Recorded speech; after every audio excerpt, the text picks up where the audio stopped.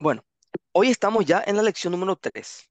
Gracias al Señor, estamos desarrollando bien nuestras lecciones. Estamos acá para su gloria. Y bueno, vamos a desarrollar lo que es la lección sobre el Evangelio según San Marcos. Una vez alguien me dijo, Pastor, ¿por qué Marcos, Mateo y Lucas se volvieron romanos? Me dice, ¿cómo que se volvieron romanos? Y sí, porque dice Mateo, Marcos, Lucas, Juan, hechos romanos del orden, ¿verdad? Entonces me dice, ¿fueron hechos romanos? Y yo le digo, no, y obviamente era un chiste, ¿verdad? Entonces me quería bromear con eso. Ellos no fueron hechos romanos. Y ellos no fueron romanos, ustedes saben, pero evidentemente el Evangelio, según San Marcos, no fue dirigido a los judíos, como fue el caso del Evangelio de Mateo. Habíamos visto que Mateo sí tenía una audiencia judía, pero en Marcos no tenía una audiencia judía, sino mayoritariamente gentil, y obviamente judíos entre ellos, pero mayoritariamente gentil. Ok, para iniciar quisiera decir lo siguiente. Nosotros vivimos en una cultura occidental, o sea que somos cristianos que nos desenvolvemos en Occidente. Somos cristianos occidentales. Y tenemos una cultura en donde podemos practicar libremente nuestra fe, es cierto, a pesar de los ataques ideológicos que hoy en día en- atentan en contra de las columnas, inclusive de la herencia cristiana acá en Occidente, ataques ideológicos que cada vez son más fuertes, más impetuosos, ciertamente, pero es importante recalcar, o más bien recordar, que también existen cristianos en Oriente. Y tenemos cristianos viviendo en Oriente en un ambiente hostil, ¿sí? No en todos los países o lugares en Oriente, pero sí hay países que son totalmente hostiles a la fe cristiana, en donde cada día miles de cristianos son perseguidos sencillamente porque siguen a Cristo. Nada más y nada menos. Siguen a Cristo y son perseguidos, son encarcelados, son asesinados, son secuestrados.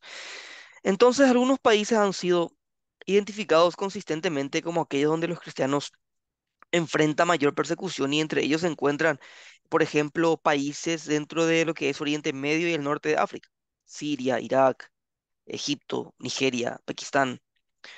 Estos son lugares en donde se ha fomentado un escenario, una persecución intensa en contra de los cristianos, también en Asia, China, India, Corea del Norte, en donde hay mucha discriminación, arresto, violencia, y en algunos casos se les prohíbe construir en iglesias o practicar su fe en público. Es bastante hostil la cuestión del ambiente. En África, países como Nigeria, República Demócrata del Congo, en Sudán del Sur también, son lugares en donde ser cristiano realmente es complicado, es difícil. Entonces, diariamente nosotros debemos al menos recordar e incluir en nuestras oraciones, ¿verdad? Esas personas o hermanos nuestros que están siendo muchos secuestrados, otros inclusive están siendo martirizados, ciertamente, y recordar que somos un solo cuerpo. Entonces, diariamente, millones de creyentes se enfrentan a la posibilidad de que se les confisquen sus propiedades, que sus líderes sean golpeados, puestos en la cárcel, que se le hagan daño a sus familias y que inclusive los maten. Y asimismo, todo esto, el autor de este evangelio, Marcos, ya tenía en mente. Y y sabía mm, más, no sé si más que nadie, a lo mejor mucho más que nosotros, evidentemente, porque no nos desenvolvemos en un ambiente así de hostil. Pero Marcos sí, Marcos sabía, el autor ciertamente destaca que la persecución contra los cristianos era una realidad cotidiana en la época en que se escribió este evangelio. Por eso, Marcos, al escribir su evangelio, él buscaba responder a estas interrogantes, ¿verdad? Del por qué sufrimos, de por qué estoy.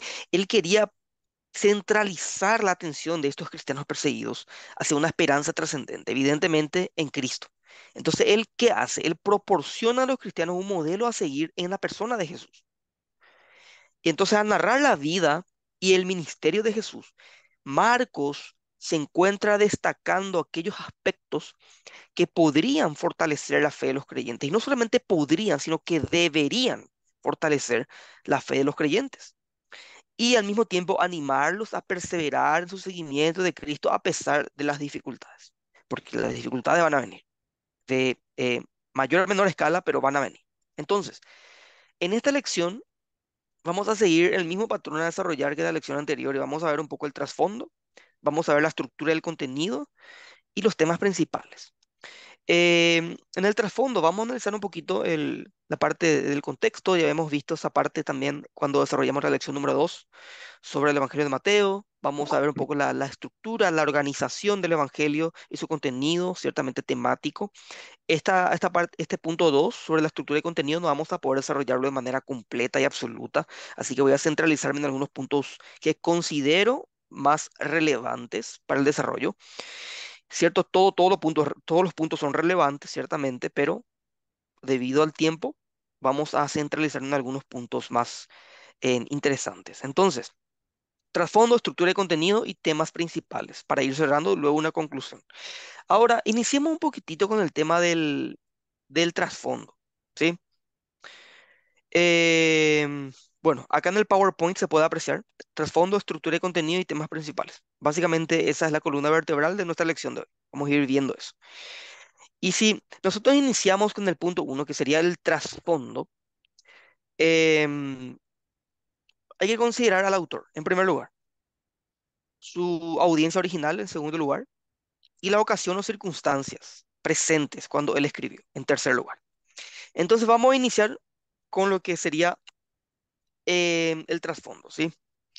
Acá tenemos autor, audiencia original, ocasión y propósito.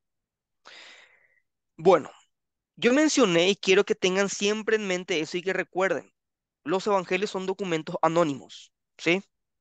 ¿En qué sentido son anónimos? Nosotros creemos, evidentemente, que Mateo escribió su evangelio, que Marcos su evangelio, que Lucas su evangelio, que Juan su evangelio, pero son anónimos en el sentido de que esos documentos no tienen una información interna en donde el autor se autoidentifica a sí mismo. No, no son, por ejemplo, como las cartas paulinas. No se identifica. Pablo se identifica en todas sus cartas.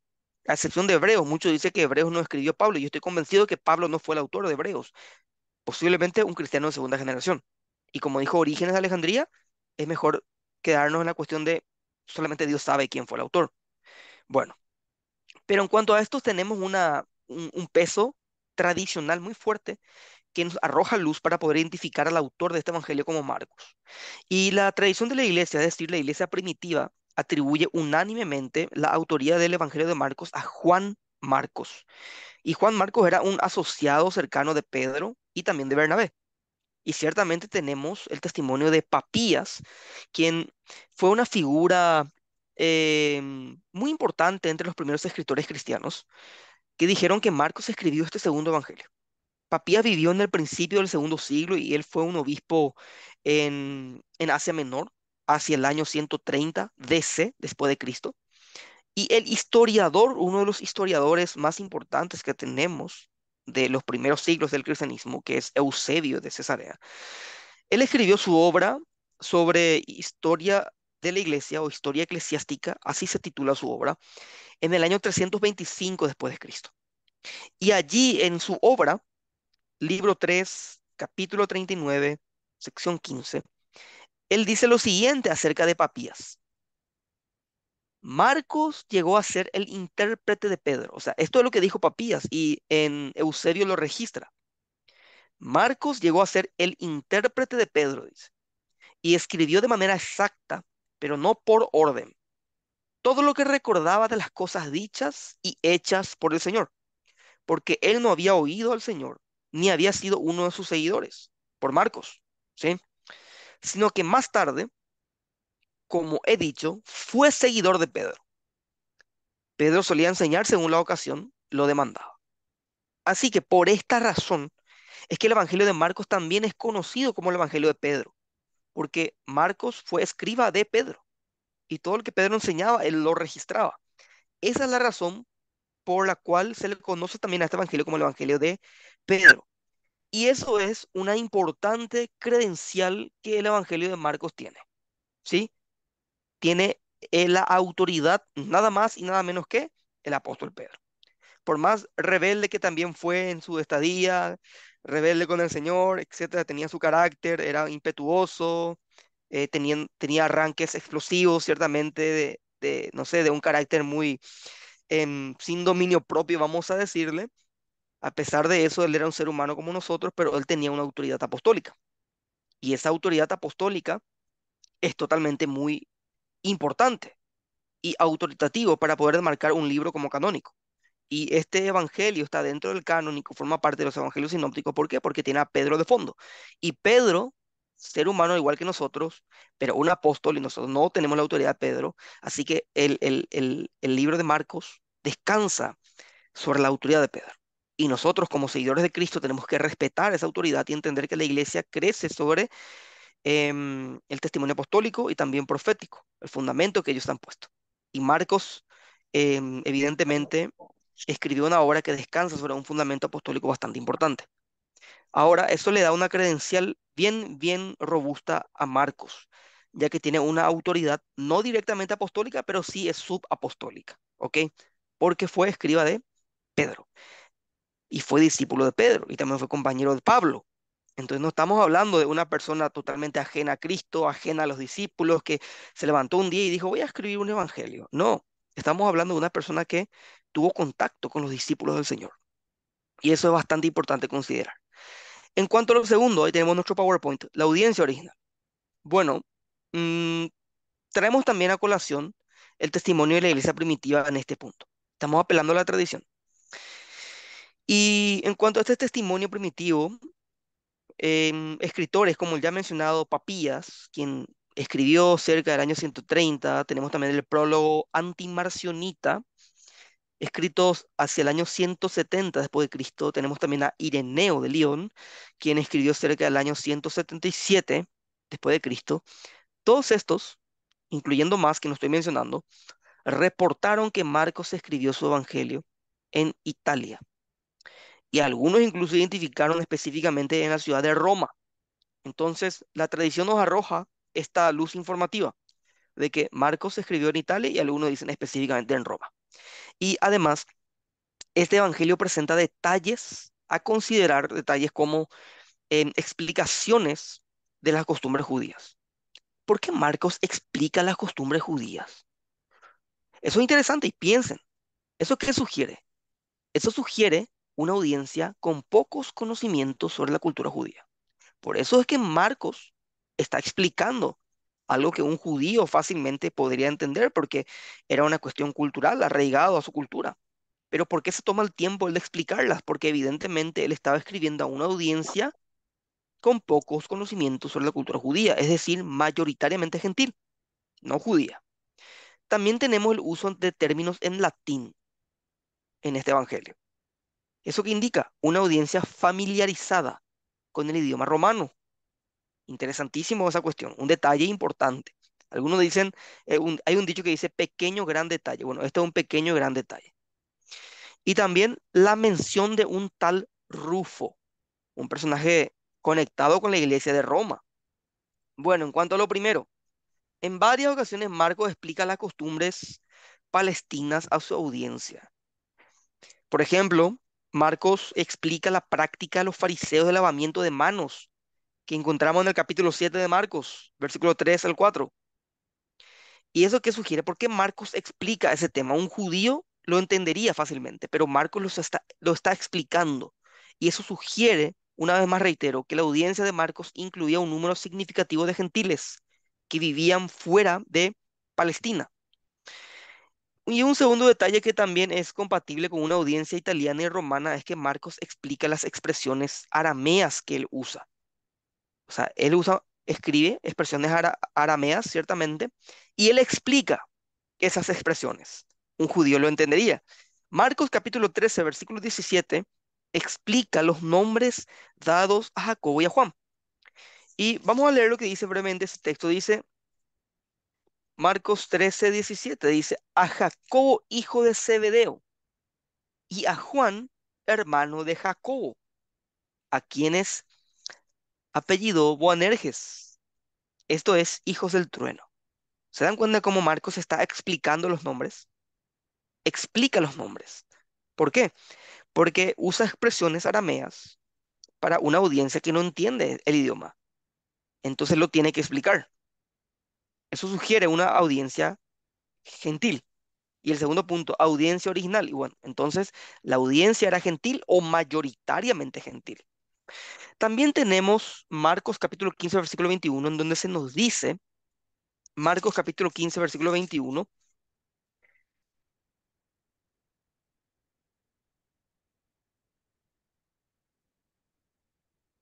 en donde se nos dice que el hombre quien llevó la cruz de Jesús a Gólgota, Simón de Cirene, era el padre de Rufo, ¿sí? Dice acá, y obligaron a uno que pasaba, Simón de Cirene, padre de Alejandro y de Rufo, que venía del campo, a que le llevase la cruz. Bueno, este versículo de Marcos capítulo 15 nos está diciendo que Simón de Cirene era padre de un tal Rufo y también de un tal Alejandro. Estos son dos hombres que no juegan ningún papel en el Evangelio de Marcos. O sea, se le menciona acá y después ya no. No son hombres que tienen una importancia relativamente alta como para estar mencionándoles. Pero Marcos los menciona. ¿Por qué los menciona? ¿Cuál es la razón? Y una de las mejores explicaciones es que ellos eran conocidos, se los conocía o eran parte de la audiencia de Marcos, ¿sí? Era conocido en su época por la comuna, por la comunidad, o eran parte de la audiencia de Marcos. Marcos le escribía a una iglesia y ellos eran miembros de esa iglesia, ¿sí? Bueno, y acá entra algo más interesante. En la carta a los romanos se menciona a un hombre llamado Rufo como miembro de la iglesia de Roma. Marcos capítulo, perdón, Romanos capítulo 16, versículo 13. Romanos 16, versículo 13. Dice, saludad a Rufo, escogido en el Señor, y a su madre y mía. Bueno, acá se menciona a Rufo, miembro de la iglesia de Roma, y Marcos escribe a la iglesia de Roma, ¿sí? Eso es lo que sugiere la tradición, que Marcos escribe a una iglesia en Italia, específicamente a una iglesia en Roma. Y Marcos justamente menciona a Rufo en su evangelio, y resulta que el apóstol Pablo nos arroja luz en su carta a los romanos que en esa, en esa iglesia había un tal Rufo que era miembro. Entonces, algunos asumen que es el mismo Rufo que Marcos está mencionando, sosteniendo que Marcos escribió para la iglesia en Roma. Y teniendo en cuenta el contexto de persecución que mencioné al comienzo, no debemos olvidar que la Roma de mediados del siglo I era lugar de persecución, ¿sí? Marcos tenía bien en mente esta cuestión de la persecución. Los cristianos estaban siendo perseguidos, estaban pasando por un momento difícil, crítico, y él quería fortalecer a estos cristianos en la fe, darles una esperanza, que ellos se pudieran anclar y enfocar en Cristo. Y todo coincide, ¿sí? La mención de Rufo, la tradición nos arroja luz de que fue una iglesia en Roma. Justamente en Roma inicia la persecución bajo Nerón en el siglo I, que inicia en el 64 después de Cristo. Y bueno, todo parece indicar que ciertamente Marcos escribe a una audiencia que se encontraba, En locativamente Roma. hablando, en Roma. Así que es importante resaltar que ninguno de estos detalles individualmente eh, son como pruebas así totalmente contundentes, pero nos arrojan luz y nos dicen lo más probable es que Marcos le escribió a una audiencia en Roma, un 90%, ¿sí? Con la información que manejamos. Pero son informaciones bien individuales, no es una información general, sino son bien puntuales y tampoco es mucha información. Bueno, en cuanto al tercer punto, la ocasión y propósito. Acá ya tocamos la cuestión de la fecha de composición. Y se estima que el Evangelio fue escrito, este Evangelio de Marcos fue escrito entre los años 64 y 69. Entre los años 64 y 69 después de Cristo y posiblemente después del martirio de Pedro. Y tuvo como propósito, en primer lugar, preservar el testimonio de Pedro, ¿sí? O sea, registra la enseñanza de Pedro, los hechos de Jesús, enseñanza de Jesús. O sea, lo que Pedro predicaba era enseñanza de Jesús. Entonces, más bien decir, registrar las enseñanzas y hechos de Jesús según el testimonio del apóstol Pedro. Básicamente eso. En segundo lugar, fortalecer a los cristianos perseguidos. O sea, el propósito que tenía Marcos, ofrecer esperanza, ofrecer ánimo a los cristianos romanos que enfrentaban dificultades, que enfrentaban persecución, mostrando en Jesús un ejemplo de sufrimiento y de triunfo. Son dos puntos claves en todo el Evangelio. Sufrimiento y triunfo. Sufrimiento y triunfo. Son dos cosas que se pueden ver en Cristo. En Cristo vemos eso. Sufrimiento, triunfo. Y en tercer lugar, mostrar la relevancia del sufrimiento de Cristo. Demostrar que el sufrimiento de Jesús era un camino hacia la gloria y que los cristianos también pueden experimentar la victoria a través de la fe en Él, identificándonos con su sufrimiento, identificándonos con su rechazo. A través de eso alcanzamos la victoria por gracia, mediante la fe en Cristo. Y nos identificamos con nuestro Señor. ¿Sí? Bueno, entramos ahora a lo siguiente, que es la estructura y contenido. Y acá el Evangelio de Marcos presenta una estructura narrativa clara y concisa, dividiéndose en 5 secciones principales. Y estas secciones pueden apreciarlos allí en el PowerPoint. ¿Sí? La primera sección es el anuncio del Mesías. Una sección corta, capítulo 1, versículos 1 al 13. Marcos inicia allí su relato con una presentación concisa de Jesús como el Mesías, el Hijo de Dios. Y esta sección introduce a Juan el Bautista, introduce el bautismo de Jesús, la tentación en el desierto, estableciendo así la identidad y la misión de Jesús. O sea, de entrada Marcos encara esta cuestión. Inicia identificando a Jesús como el Mesías, inicia identificando a Jesús como el Hijo de Dios y ya le mete pata en la narrativa para escribir en torno al ministerio de Cristo, mete a Juan el Bautista, mete el bautismo de Jesús, habla sobre la tentación en el desierto, o sea que está estableciendo de manera clara y de entrada la identidad y la misión de Jesús. En la segunda sección habla del poder del Mesías, ¿sí? Y eso ya es una sección bastante extensa, del capítulo 1 hasta el capítulo 8, capítulo 1, versículo 14, hasta el capítulo 8, versículo 26. Y es una sección extensa, ciertamente. Y Marcos narra allí los hechos poderosos de Jesús, demostrando qué cosa, su autoridad sobre los demonios, sobre las enfermedades, sobre la naturaleza, sobre la muerte. Y acuérdense que todos estos hechos poderosos de Cristo mostraban la presencia del reino. El reino ya había venido. Personas son liberadas, enfermos son curados, personas son salvas. La presencia del reino. El reino ha sido inaugurado por el Mesías que ha venido a este mundo. Entonces, se muestran los milagros de Jesús, se muestran sus enseñanzas a través de parábolas, la creciente oposición hacia él. Todo eso encontramos dentro de esta sección extensa. Capítulo 1, versículo 14 hasta el 8:26. En la tercera sección encontramos una parte bien, bien corta, pero bien fundamental dentro de este evangelio. O sea, es fundamental la confesión de Pedro, capítulo 8, versículo 27 al 30. Bastante breve.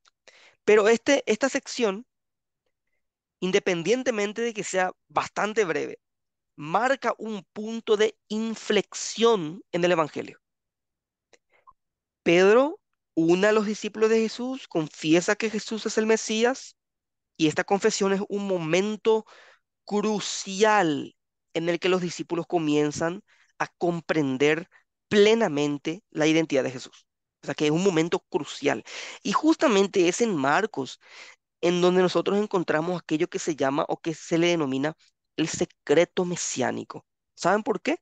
Porque Jesús no empezó de entrada diciendo yo soy el Mesías, yo soy el Hijo de Dios, sino él empezó de manera discreta y no quería que todos supieran de su rol mesiánico de buenas a primeras.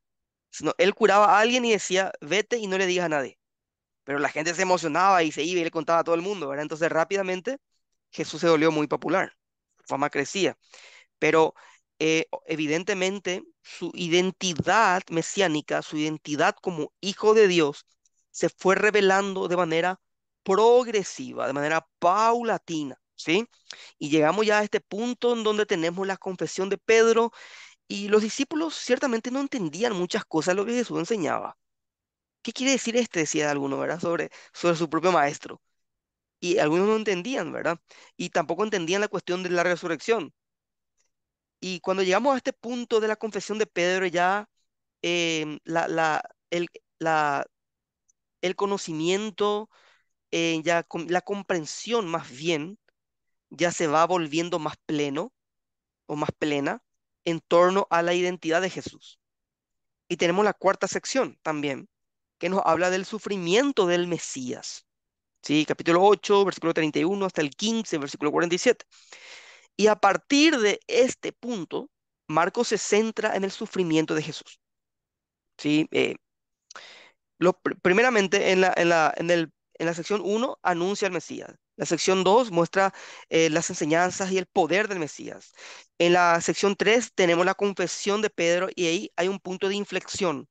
En la sección 4 ya está mostrando el sufrimiento del Mesías, que a partir de ese punto Marcos se centra en el sufrimiento de Jesús, incluyendo su predicción de su muerte o la predicción de su muerte y también su resurrección, su arresto, su juicio, su crucifixión, su pasión, muerte y resurrección también, evidentemente. Y esta sección es fundamental, aunque la parte de la resurrección entra en la sección final.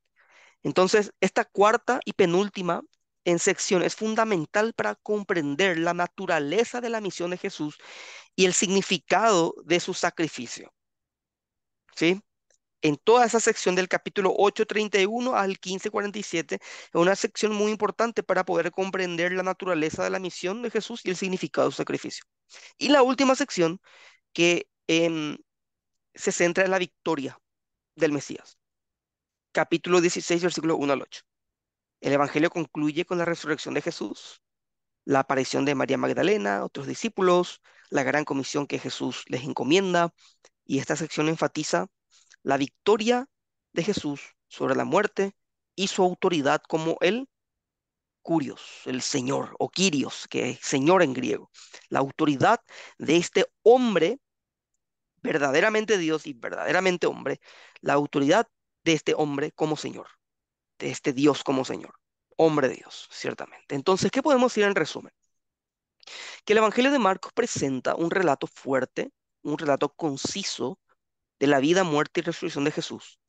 Y a través de esta estructura narrativa, ¿qué es lo que hace Marcos? Marcos destaca la identidad de Jesús como Mesías, destaca su poder sobre el mundo natural, destaca su poder sobre el mundo espiritual, destaca su sufrimiento y concluye en su gloriosa resurrección.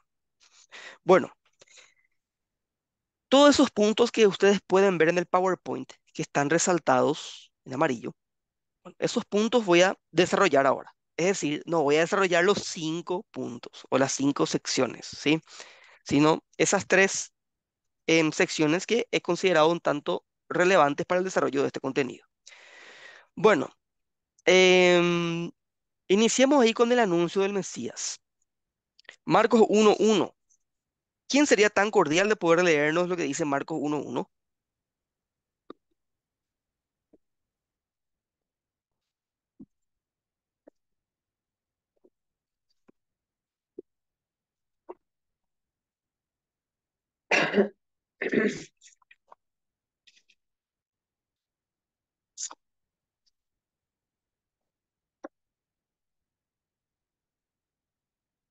1, pastor. Sí, 1:1. 1.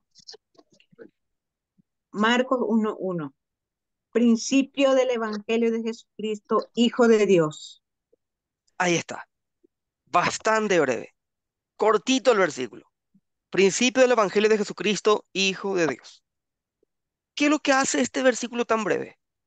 Presenta una introducción al Evangelio de Marcos, centrándose en el anuncio inicial de Jesús como el Mesías prometido. Ahí se centra. Entonces, em, lo que tenemos en esta sección, que abarca hasta el versículo 13, ciertamente, es la identidad de Jesús. Marcos inicia su evangelio afirmando categóricamente que Jesús es el Mesías, que Él es el Hijo de Dios.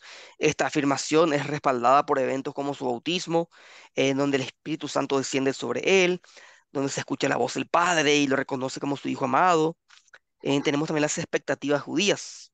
Los judíos de la época tenían diversas expectativas sobre el Mesías. Ellos creían que el Mesías iba a ser un Mesías militar y por eso todas las ideas o concepciones o conceptos que ellos manejaban en torno al Mesías o ideas que circundaban al Mesías que ellos tenían en mente estaban centralizadas en un líder político que liberaría a Israel del dominio romano y eso restauraría el reino davídico, el reino de David. Pero, sin embargo, ¿qué cosa? Jesús no correspondía a este perfil que ellos esperaban. No, Jesús no correspondía porque su misión en su primera venida no era ser un Mesías político, militar, ¿sí? Entonces ahí de entrada ya había una problemática entre los judíos y Jesús. Por eso dice, los suyos no le recibieron o no lo recibieron. Tenemos también en cuanto a Jesús y la ley. Los líderes religiosos veían a Jesús como una amenaza, una especie de amenaza, ya que no cumplía con sus expectativas en cuanto a la observancia de la ley. Jesús observaba la ley de manera perfecta, pero ellos habían malinterpretado la ley en muchos aspectos y Jesús no entraba dentro de ese margen interpretativo y es por eso que ellos veían a Jesús como una amenaza. Y también, a pesar de las expectativas, el camino de Jesús fue diferente. Inmediatamente después de su bautismo, ¿dónde fue llevado? Al desierto, ¿se acuerdan? ¿Para qué? Para ser tentado por Satanás. ¿Y eso qué indica? Que su camino hacia la victoria sería a través del sufrimiento. Ojo con eso. Entonces, todo eso nosotros vemos em, hasta el versículo 13. Capítulo 1, versículo 1 al 13. Versículo 2 y 13 hablan sobre la tentación de Jesús. Entonces, Jesús es el Mesías, surgieron expectativas diferentes y el camino del sufrimiento. Básicamente esas tres cosas o esos tres puntos son lo que vemos acá en esta primera sección. Luego quiero enfocarme en la confesión de Pedro o en la afirmación de los apóstoles acerca del Mesías. Y acá tenemos una pregunta clave, clave. Y conocemos la narrativa. En el camino, Cesarea de Filipos, Jesús confronta a sus discípulos con una pregunta fundamental. Y eso es lo que nosotros leemos en Marcos capítulo 8, versículo 29, 27 al 29, que dice, em, Jesús preguntó a sus discípulos diciéndoles, ¿quién dicen los hombres que soy yo? Y acá en la comunidad tenía una opinión diversa. Se manifiesta lo que ellos pensaban de quién era Jesús. Y dice acá, ellos respondieron, unos Juan el Bautista, otros Elías y otros algunos de los profetas. Entonces él les dijo, ¿y vosotros quién decís que soy yo? Y respondiendo Pedro le dijo, tú eres el Cristo. Entonces, la pregunta fundamental es, ¿quién dicen los hombres que soy yo? Y tenemos, ¿verdad? Respuestas variadas. Los discípulos presentan diversas opiniones sobre la identidad de Jesús basándose en las creencias populares de la época. Tenemos la confesión de Pedro. La respuesta más importante proviene de Pedro, quien afirma con una convicción puntual, tú eres el Cristo. Y esta convicción, esta confesión más bien, marca un hilo conductor en el Evangelio, ya que es la primera vez que uno de los discípulos reconoce así de manera explícita la identidad mesiánica de Jesús. Y también esta confesión tiene una importancia. Es considerada como una piedra angular dentro de este Evangelio de Marcos, ya que establece la base para todo lo que sigue. Entonces es muy importante. Y a partir de ese momento, una vez que tenemos acá la confesión de Cesarea de Filipos, que fue la confesión de Pedro en Cesarea de Filipos. A partir de allí, Marcos habla sobre o empieza a desarrollar el tema del sufrimiento del Mesías. Y después de esta confesión, Marcos inicia una nueva sección y allí se centra en el sufrimiento y la muerte de Jesús. Y esta transición es fundamental para comprender la misión mesiánica de Jesús, que se revela plenamente en su sacrificio en la cruz. Y Marcos muestra también cómo el sufrimiento de Jesús es parte integral de su identidad como Mesías. Él muestra eso. Jesús no solamente es un rey glorioso, sino que Jesús también es el siervo sufriente que da su vida en rescate por muchos. Y eso es lo que se tiene que ver. Eso es lo que se tiene que expresar en su escrito. Eso es lo que Marcos quiere que nosotros entendamos. Así que, en resumen, la confesión de Pedro en Cesarea de Filipos es un momento de profunda revelación en el Evangelio de Marcos. Y es una confesión que no solo confirma la identidad mesiánica de Jesús, sino que también marca el inicio de la parte más dramática del Evangelio, que es el camino de Jesús hacia la cruz. Entonces, ese es el camino que hoy en día muchos cristianos no quieren seguir, ¿verdad? El camino de la cruz. Y eso es lo que un teólogo martirizado por el gobierno nazi llamado Dietrich Bonhoeffer dice en su libro titulado El costo del discipulado, que existe tal cosa como una gracia barata. Es una gracia sin sacrificio. Es una vida cristiana sin cruz. Pero ese no es el ejemplo de que Jesús nos deja. No es el ejemplo que Marcos nos quiere mostrar. Marcos nos muestra que Jesús ciertamente es un rey victorioso, pero que él se humilló y alcanzó la victoria a través del sufrimiento. La vía crucis, el camino de la cruz. Ese es el camino que tenemos que seguir, ciertamente. Entonces, aquí tenemos la confesión de Pedro, que es un momento crucial en la comprensión de los discípulos sobre la identidad de Jesús. Tenemos la transición del sufrimiento. La confesión de Pedro lleva a la revelación del sufrimiento mesiánico. Y tenemos el significado de la cruz, que la cruz se revela como el cumplimiento de la misión mesiánica de Jesús.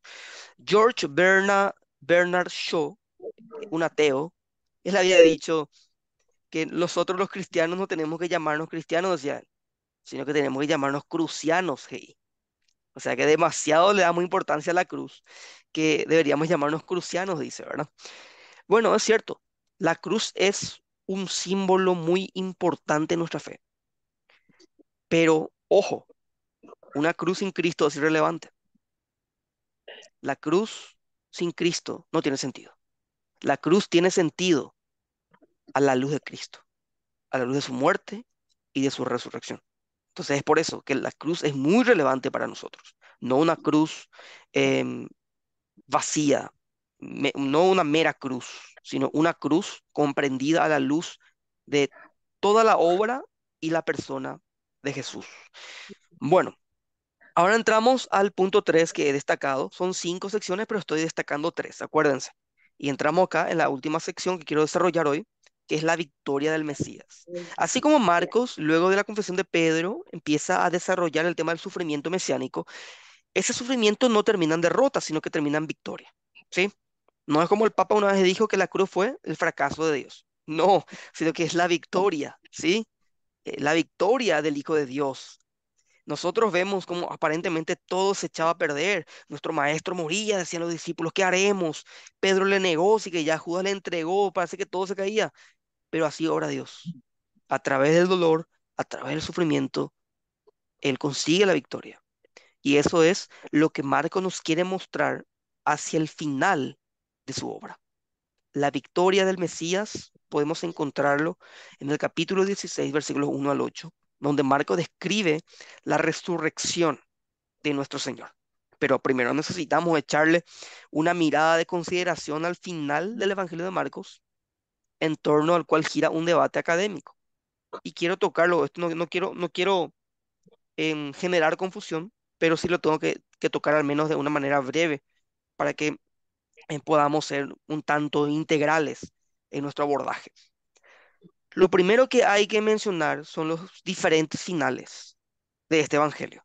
Sí, finales, diferentes finales que tiene este Evangelio de Marcos, porque existen varias versiones del final del Evangelio de Marcos, lo que ha generado un debate entre los estudiosos.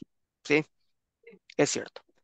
Entonces, tenemos nosotros tres finales y quiero presentar allí.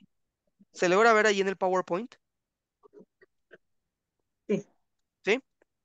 Tenemos los sí, tres finales del Evangelio de Marcos. En primer lugar, tenemos allí el final corto. Final corto. Sí. Bueno, este es el final presente en los manuscritos más antiguos y confiables, como el Códice Vaticano y el Códice Sinaítico. Y esa imagen que aparece allí es una imagen del Códice Sinaítico, que ciertamente recibe su nombre debido al lugar en donde fue encontrado este códice, que es el monasterio de Santa Catalina, ubicado en el monte Sinaí, en la península del Sinaí, en Egipto. Por eso se le conoce como el documento, un documento sinaítico, un códice sinaítico, ¿sí? Bueno, este códice y también el Códice Vaticano básicamente muestran el final de Marcos hasta el versículo 8. Y son los documentos más antiguos que tenemos, porque también existen otros fragmentos que no tienen a Marcos de manera completa, sino a lo mejor por el pasar del tiempo o se quebraron y se perdieron las otras partes, pero estos son los documentos más antiguos que tenemos en donde muestra el final de Marcos terminando abruptamente en el versículo 8, ¿sí? Ese es el final corto. Este final abrupto y lleno de incertidumbre termina siendo coherente con el estilo de Marcos. Muchos estudiosos dicen, termina de así de repente, dicen, o sea, termina de manera abrupta en el versículo 8, es como que no tiene secuencia, etcétera, etcétera, seguro que se perdió la otra parte, que esto, que lo otro, pero ¿saben qué?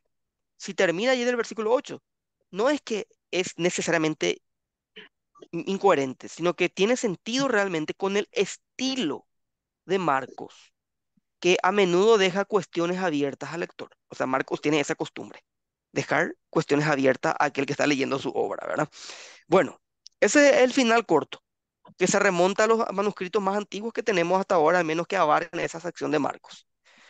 Tenemos el final largo.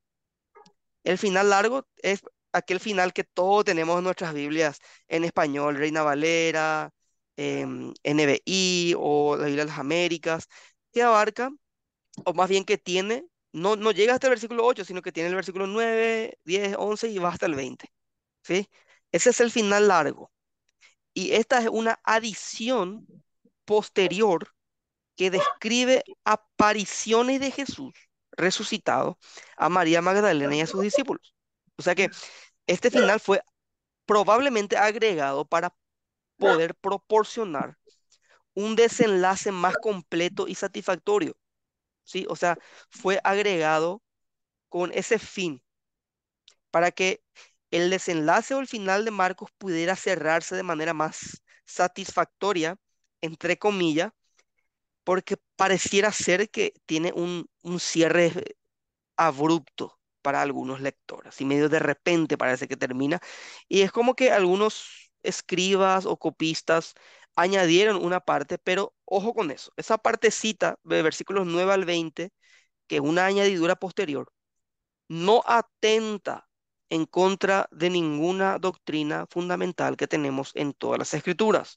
No es algo que está diametralmente opuesto a alguna sección de otras partes de las escrituras. Ojo con eso. Pero lo cierto es que no hay evidencia textual sólida para respaldar que que sea un documento, un texto auténtico, que es lo más probable, y la evidencia llevan a que es una añadidura posterior, que no es algo que Marcos hizo. Esos versículos 20, 9 al 20 del final no es autoría de Marcos, ¿sí? Es una añadidura posterior. Y también tenemos un final corto, que también termina en el versículo 8 pero con ciertas adiciones.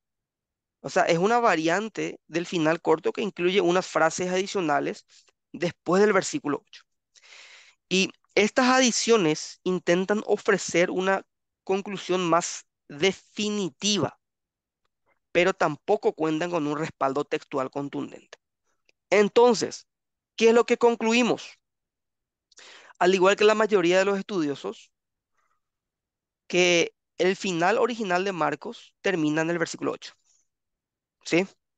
El final original de Marcos termina en el versículo 8, capítulo 16, el último capítulo, capítulo 16, versículo 8, donde las mujeres huyen del sepulcro con temor, porque una evaluación minuciosa de toda la evidencia ha guiado a la mayoría de los académicos a concluir que Marcos concluyó el Evangelio con el versículo 8. ¿Sí? Entonces, los manuscritos más antiguos e importantes están a favor del final corto como el original. ¿Sí? Esto no significa que no la leamos, esos versículos 9 al 20 podemos leerlos, estudiarlos sin ningún problema, categóricamente. Al final, están allí, pero tenemos que tener en cuenta esta crítica textual, que es muy importante considerar eso, ¿ok? Por eso si de por ahí tienen en el teléfono la aplicación de la Biblia YouVersion y descargan para leer la versión NTV, Nueva Traducción Viviente, y van a la sección de Marcos capítulo 16, esa versión les pone allí textualmente los diferentes finales, el final corto y el final largo, y lo pueden leer. O sea, te muestra así de manera clara eso. ¿Ok? O sea que es importante considerar esa cuestión. Esto no tergiversa, por ejemplo, la confiabilidad de las escrituras. De ninguna manera. No atenta, mejor dicho, la confiabilidad de las escrituras. ¿Sí? Más bien, tenemos en el contenido de las escrituras de manera completa. ¿Sí? Eso es importante considerar. Y la Biblia es suficiente para nuestra salvación. Ahora, em, muchos académicos creen que los otros dos finales parecen haber sido añadidos porque un escriba no se sintió bien con la idea de que Marcos concluyera el Evangelio con la frase porque tenían miedo. ¿Alguien puede leernos Marcos 16:8, por favor? Y que lea, por favor, entendiendo que ese es el final del Evangelio realmente. Ahí culmina el Evangelio. ¿Y qué dice ahí? Aquí leo, pastor. ¿Sí me Excelente. escuchan? ¿Sí? Sí, te escuchamos. Ah, bueno. Temblorosas y desconcertadas, las mujeres salieron huyendo del sepulcro. No dijeron nada a nadie porque tenían miedo. Bueno, ¿cómo te parece, Marian, que termina? Así de repente, ¿verdad? Y termina como que de repente, como para otra temporada, luego, Bueno, pastor. ¿verdad que sí? Bueno, ese es el final original de Marcos. Ahí termina realmente el Evangelio. Lo que sí, el versículo 9 al 20 es una añadidura posterior, que no es autoría de Marcos. ¿Sí? Eso es importante entender. Pero que aparecen en algunos códices posteriores ya. Pero los más antiguos terminan allí en el versículo 8. Allí termina. ¿Sí? Entonces, algunos escritores, por lo visto, leyeron así como vos leíste y dijeron, ah, no, eso tiene que continuar porque demasiado de repente termina, así termina de manera abrupta y vamos a modificar un poco. No es modificar porque realmente ellos no modificaron el contenido de Marcos, simplemente añadieron una sección más al final para cerrar, por decirlo así, el círculo de la idea, ¿verdad? Entonces, decían, bueno, no nos cierra esto y vamos a cerrar o englobar más bien el círculo de la idea acá, para que no sea tan abrupta la conclusión. Básicamente así, ¿verdad? Entonces, em, muchos dicen, no puede terminar de esta manera, no puede terminar con la frase porque tenían miedo. Pero esta teoría fue descartada. De hecho, el tema del temor, el tema de la admiración también, está en todo el Evangelio de Marcos. Y por esta razón, el énfasis en el temor es una forma muy apropiada de terminar este evangelio en peculiar, o en particular más bien. ¿Sí? O sea que es algo característico de Marcos que él describa que los seres humanos expresen temor ante una manifestación divina. Y algo característico de Marcos. Así que se puede decir que no termina de manera abrupta o inconsecuente, sino que realmente se puede concluir diciendo que a lo mejor Marcos sí quiso terminar así su evangelio. Entonces, encaja bien con las expresiones de la audiencia original de Marcos, encaja muy bien. Y al ellos enfrentar la persecución después de la resurrección de Jesús, se sintieron consolados, ciertamente, al saber que los primeros discípulos de Jesús también habían experimentado temor, ¿sí? Entonces, es algo muy característico del, del estilo de Marcos, ¿sí? Hacer ese énfasis en el temor humano ante alguna manifestación divina.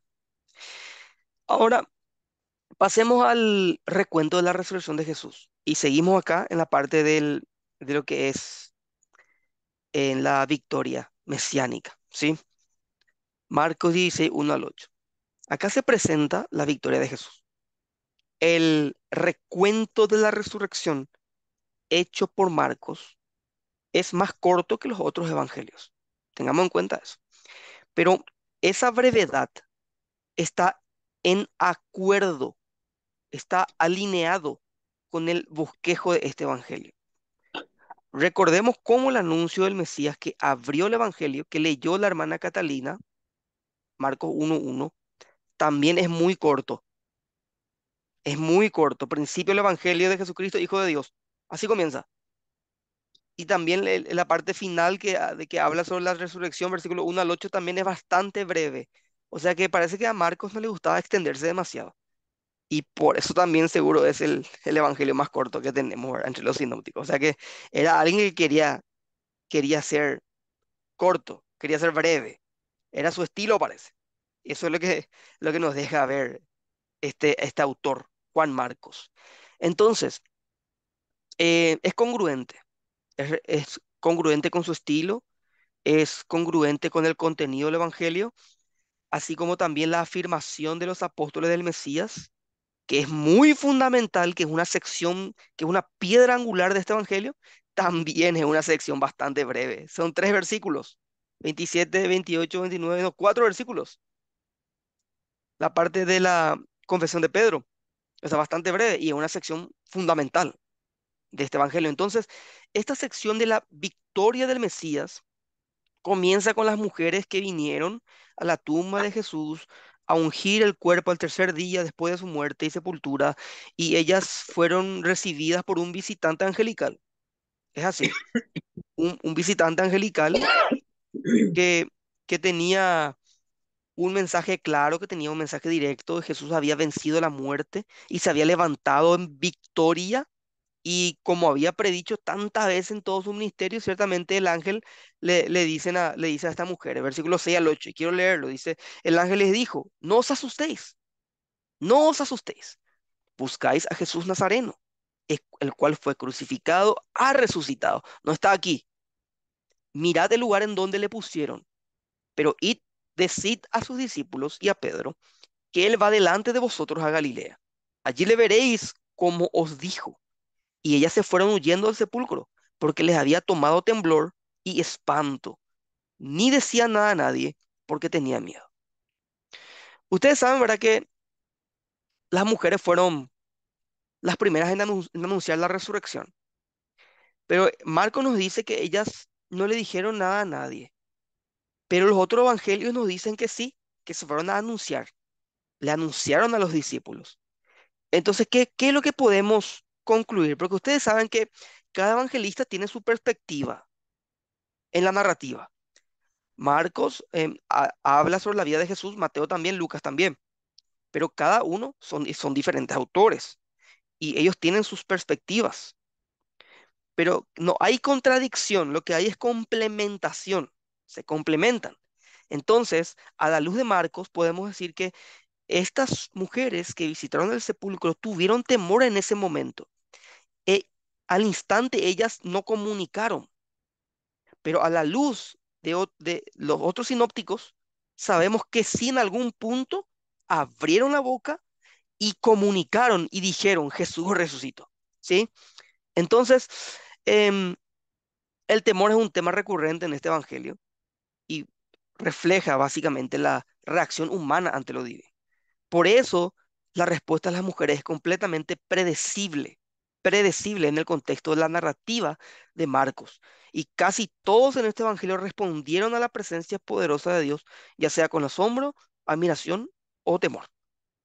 Entonces, esto tiene un sentido teológico. El primer sentido teológico, la victoria de Cristo, que la resurrección de Jesús es la victoria definitiva sobre la muerte y el pecado. El segundo significado teológico, que da esperanza a los creyentes, porque a pesar de las dificultades y el miedo, los cristianos pueden tener esperanza en la victoria final de Cristo. Y en tercer lugar, la perseverancia de Dios. ¿Sí? Que aunque las mujeres no cumplieron a lo mejor inmediatamente su misión de anunciar la resurrección, la historia de la iglesia demuestra que el mensaje de Cristo finalmente triunfó. Ellas comunicaron y la cristiandad comunicó y la cristiandad sigue predicando de Cristo, a este que vivió por nosotros, murió por nosotros y resucitó en victoria para darnos una garantía de vida eterna y una estadía eterna con nuestro Dios. Entonces, en resumen, el final de este Evangelio de Marcos enfatiza la resurrección de Jesús como el evento central de la fe cristiana. A pesar de la reacción inicial de miedo de las mujeres, la resurrección de Jesús presenta la victoria definitiva sobre la muerte y la esperanza crucial y central para todos los creyentes. Entonces, como puntos clave, el final original de Marcos termina en el versículo 8, capítulo 16, versículo 8. La reacción de las mujeres, bueno, esto muestra la complejidad de la fe y la lucha humana ante lo divino, ¿sí? Porque eh, nos causa asombro y muchas veces vemos cómo muchos se asombraban o tenían temor ante una manifestación divina. Y la importancia de la resurrección, que es central. De hecho, el mismo apóstol Pablo dice que si Cristo no resucitó, vana es nuestra fe. Todo lo que hacemos no tiene sentido. Entonces la resurrección es importante, es la victoria definitiva de Cristo y la fuente de esperanza para los creyentes. Y continuando, tenemos los temas principales, ya para ir englobando. Aquí tenemos dos puntos principales que presentan a Jesús como el siervo que sufre y como el rey conquistador en este evangelio. Jesús como el siervo sufriente. Em, ¿Qué podemos decir acá? Acuérdense, los judíos esperaban un Mesías poderoso, político, militar, un Mesías triunfante que liberaría a Israel de la opresión romana. Eso es una expectativa que a lo mejor no, los judíos se decepcionaron porque este dice que es el Mesías, pero no llena la expectativa, es un fraude, decían, ¿verdad? Sin embargo, Jesús sabemos que no cumplió con estas expectativas iniciales, ya que su ministerio se caracterizó por el servicio, no por una fuerza militar, sino por el servicio, por el sufrimiento, por la obediencia a la voluntad del Padre. Esa fue su misión en su primera venida, ¿sí? Y de hecho el pasaje del Antiguo Testamento, que es Isaías 53, predice un siervo sufriente, una figura que se aplica directamente a Jesús, ¿sí? Así que es bastante claro cómo Jesús cumple con esa profecía mesiánica. Y también en cuanto a Jesús como el siervo sufriente, tenemos el llamado al discipulado. Que seguir a Jesús implica negarse a sí mismo, tomar la cruz y servir a los demás, al igual que hizo Jesús. Y en segundo lugar, Jesús como rey conquistador. ¿Qué podemos decir acá? Reitero, Jesús como siervo. Tenemos que seguir sus pasos, ser discípulos, servir, tomar nuestra cruz, ¿sí?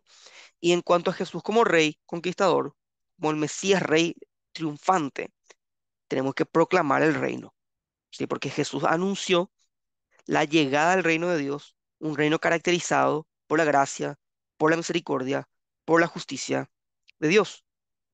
También tenemos la demostración, bueno, acá podemos ver una característica fundamental de la autoridad de Jesús y de sus apóstoles, que las liberaciones demoníacas, los milagros, sus enseñanzas, que Jesús demostró tener autoridad como rey, ¿sí?